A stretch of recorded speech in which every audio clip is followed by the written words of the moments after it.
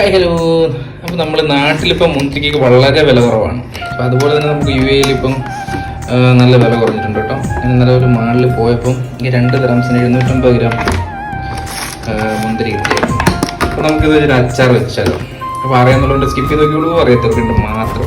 നമുക്ക് ആദ്യം തന്നെ ഒന്ന് ക്ലീൻ ചെയ്തെടുക്കണം. ലേശം ഉപ്പും മഞ്ഞപ്പൊടിയുടെ ചേർത്തിട്ട് ഒരു അരമണിക്കൂർ വയ്ക്കാം. അതിന് ശേഷം വാഷ് ചെയ്യുക. അപ്പോൾ നമുക്ക് അടുത്ത പരിപാടി.